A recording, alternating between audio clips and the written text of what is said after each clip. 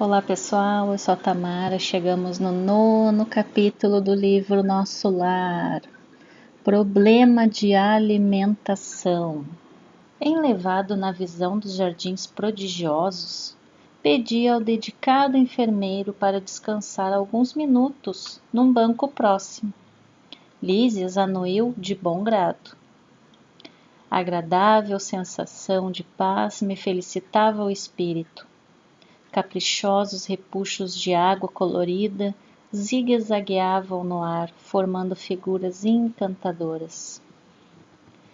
Quem observa esta colmeia imensa de serviço é induzido a examinar numerosos problemas, tipo o abastecimento.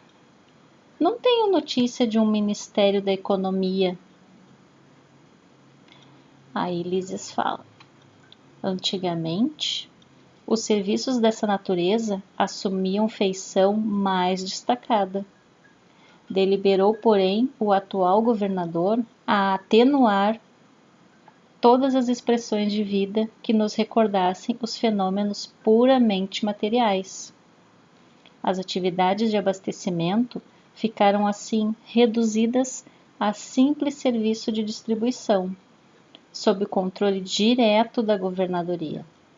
Aliás, a providência constitui medida das mais benéficas. Rezam os anais que a colônia, há um século, lutava com extremas dificuldades para adaptar os habitantes às leis da simplicidade. Muitos recém-chegados ao nosso lar duplicavam exigências.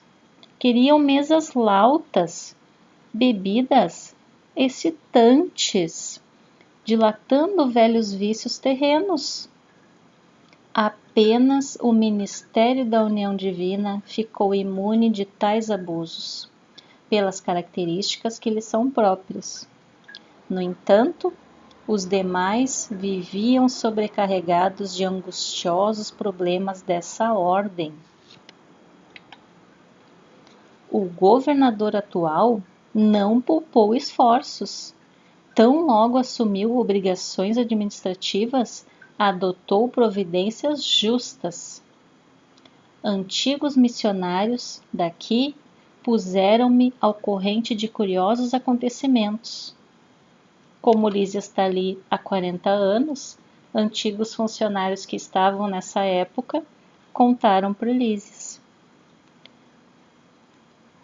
Disseram-me que, a pedido da governadoria, vieram 200 instrutores de uma esfera muito elevada, a fim de espalharem novos conhecimentos relativos à ciência da respiração e da absorção de princípios vitais da atmosfera.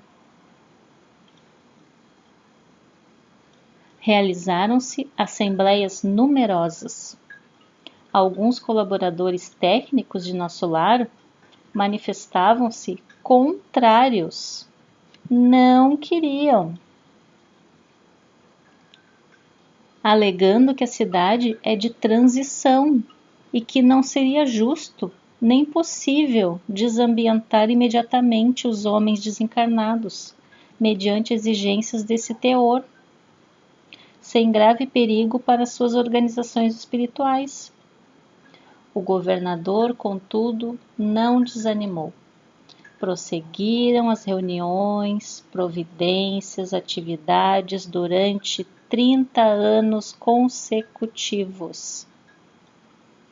Algumas entidades eminentes chegaram a formular protestos de caráter público reclamando, e por mais de 10 vezes o Ministério do Auxílio esteve superlotado de enfermos, onde se confessavam vítimas do novo sistema de alimentação deficiente. Nesses períodos, os opositores da redução multiplicavam acusações. O governador, porém, jamais castigou alguém. Convocava os adversários da medida a palácio e expunha-lhes paternalmente os projetos e as finalidades do regime. Destacava a superioridade dos métodos de espiritualização, facilitava aos mais rebeldes inimigos do novo processo variadas excursões de estudo em planos mais elevados que o nosso, ganhando assim maior número de adeptos. Ele oferecia até convites para aqueles que não queriam, que protestavam, que reclamavam, para eles entenderem lá nas esferas mais elevadas que a proposta dele era tirar esses vícios da matéria, da preocupação em comer, em beber,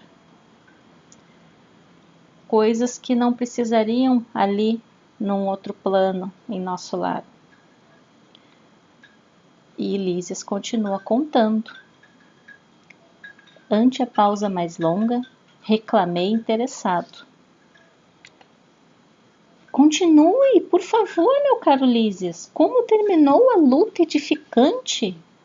Ah, meu amigo, depois de 21 anos de perseverantes demonstrações por parte da governadoria, aderiu o Ministério da Elevação. Ufa, já não era mais só a União Divina. O Ministério da Elevação também aderiu. Oba, já eram 2 ministérios a menos para se preocupar. Passando a abastecer-se apenas do indispensável. O mesmo não aconteceu com o Ministério do Esclarecimento, que demorou muito a assumir compromisso, em vistas dos numerosos espíritos dedicados às ciências matemáticas, que ali trabalhavam. Eram eles os mais teimosos adversários, mecanizados nos processos de proteínas, carboidratos, eles precisam, imprescindíveis aos veículos físicos, não cediam terreno nas concepções correspondentes daqui. Semanalmente enviavam ao governador longas observações e advertências, repletas de análises e numerações, atingindo por vezes até a imprudência. O velho governante, contudo, nunca agiu por si só.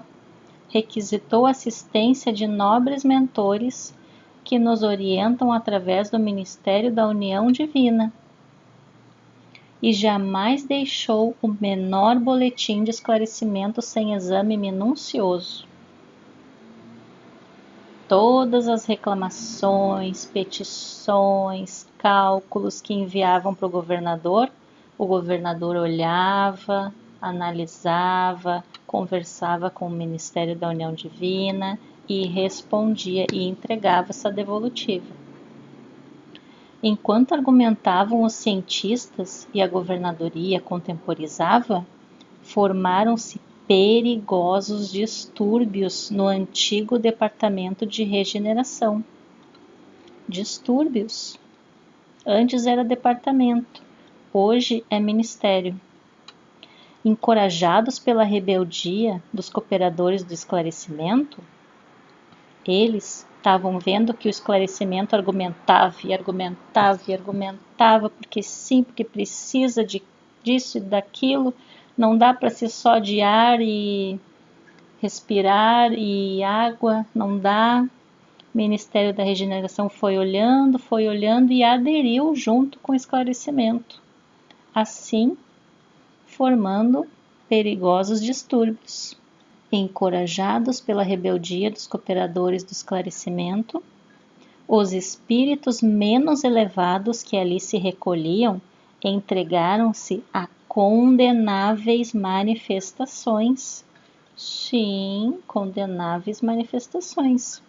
Essa é uma imagem da internet, só para representar. Tudo isso provocou enormes cisões nos órgãos coletivos de nosso lar, enormes cortes de relação. Tinha, por um lado, quem defendia a postura do governador e tinha do outro lado quem não queria de jeito nenhum. dando ensejo a perigoso assalto das multidões obscuras do umbral que tentaram invadir a cidade, aproveitando brechas nos serviços de regeneração. Quando tu começa a discutir e tu parte para a briga, no protesto mais firme, tu tá abrindo brechas, sintonias, e é aí que eles se aproveitaram. Onde grande número de colaboradores entretinha certo intercâmbio clandestino em virtude dos vícios de alimentação. O governador não deixa? Então vamos dar um jeito de conseguir. Dado o alarme, o governador não se perturbou. Terríveis ameaças pairavam sobre nós. Ele, porém, solicitou audiência ao Ministério da União Divina. Solicito uma audiência. O que podemos fazer, União Divina?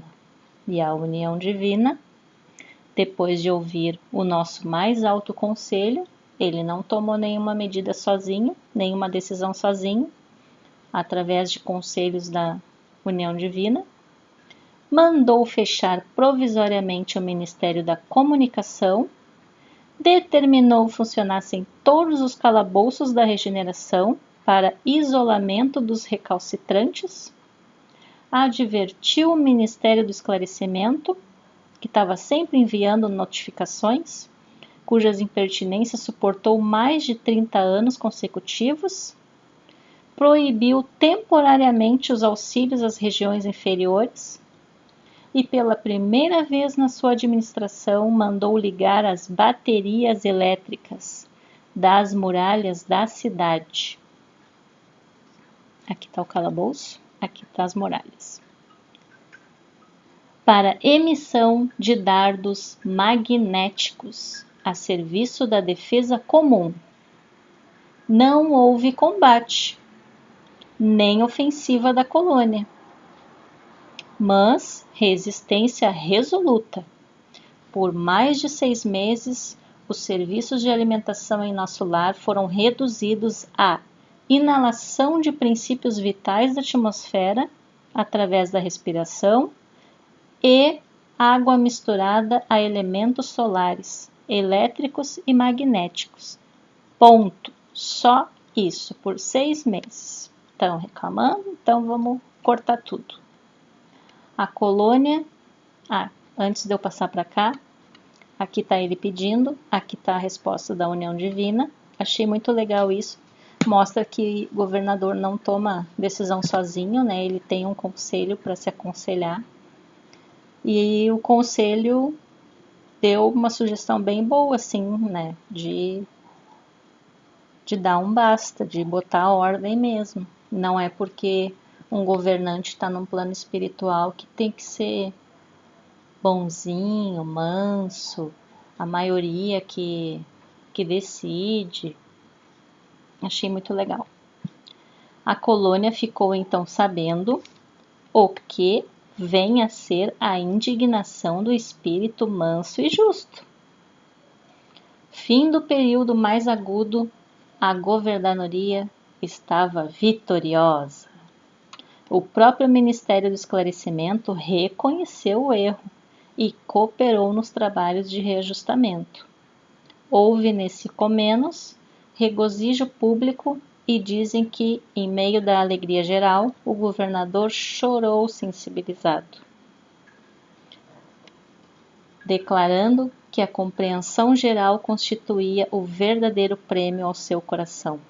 É as pessoas compreenderem o porquê daquela atitude. A cidade voltou ao movimento normal.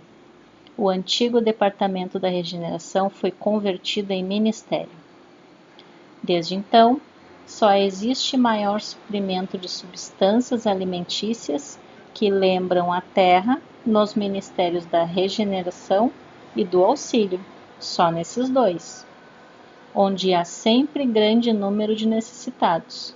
Nos demais, há somente o indispensável, isto é, Todo serviço de alimentação obedece à inexcedível sobriedade.